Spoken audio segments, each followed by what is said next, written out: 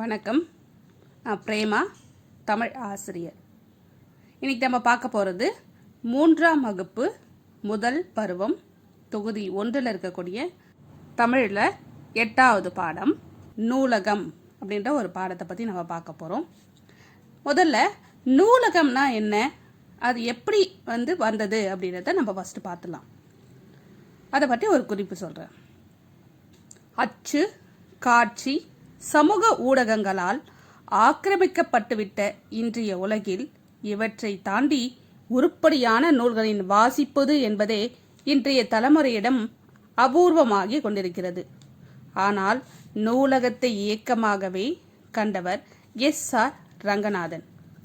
இந்தியாவில் பெருமளவில் நூலக இயக்கம் முறையாக வளரவும் ஒரு துறையாக நூலக இயல் உருவாகவும் காரணமாக இருந்து இந்திய நூலக தந்தை என்று எல்லோராலும் பாராட்டப் பெறுபவர் சென்னை பல்கலைக்கழகத்தின் முதல் இந்திய நூலகராக விளங்கியவர் சீர்காழி ராமாமிர்தம் ரங்கநாதன்.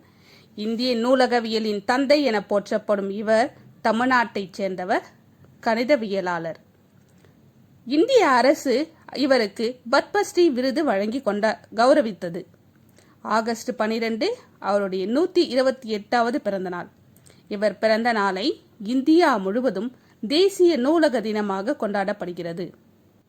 இன்னைக்கு 8வது பாடம் நூலகத்தை பற்றி இன்னைக்கு நம்ம பார்க்க போகிறோம். இது ஒரு உரையாடலாக கொடுத்துருக்காங்க. யாரெல்லாம் பேசுகிறாங்க அப்படின்னா, தேனருவி அப்படின்ற ஒரு மாணவியும் அவங்களுடைய மாமாவும் 2 பேரும் பேசிக்கிற மாதிரி ஒரு உரையாடல். பாடத்தை பார்க்கலாம். மாமா மாமா என அழைத்தபடி தேனருவி வீட்டிற்குள் வந்தாள். முதல்ல மாமா பேசுறாரு. என்னம்மா தேனருவி, ஏன் எப்படி ஓடி வருகிறாய்? தேனருவி பேசுறா. நான் வழக்கமாக பள்ளிக்கூடம் போகும் வழியில் உள்ள ஒரு கட்டிடத்தை தோரணம் கட்டி அழகுபடுத்தியிருந்தார்கள். அதில் நூலகம் என்று எழுதியிருக்கு. அப்படின்னா என்ன மாமா? மாமா சொல்றாரு, அதுவா, நூல்களை சேமித்து வைத்திருக்கும் இடம்தான் நூலகம். அது ஒரு பொது இடம்.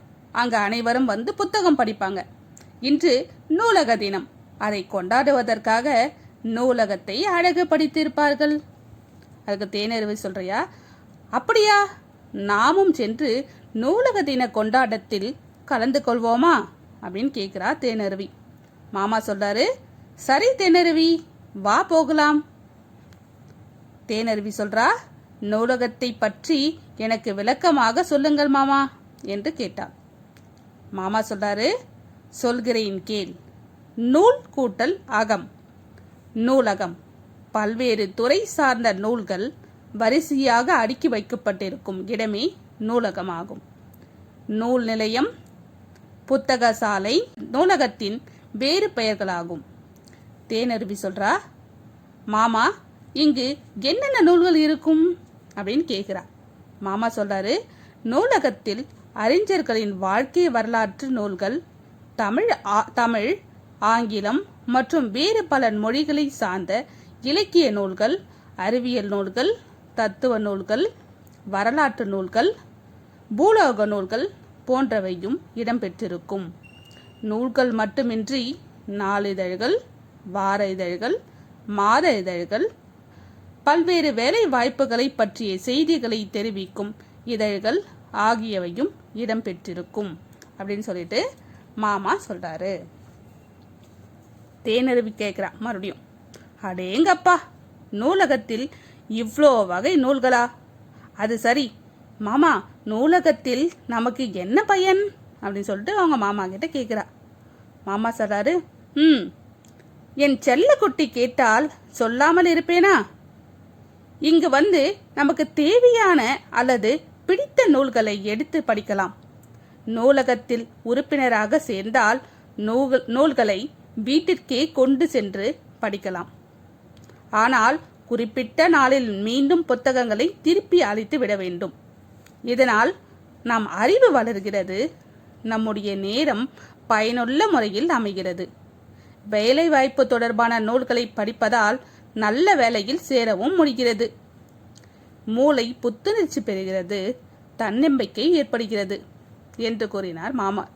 தேனருவி மறுபடியும் கேட்கிறா, மாமா, நூல்கள் பற்றி நிறைய செய்திகளை தெரிந்து கொண்டேன். மாமா மறுபடியும் சொல்றாரு, தேனருவி குழந்தைகளுக்கான சிறப்பம்சம் நூலகத்தில் உள்ளது.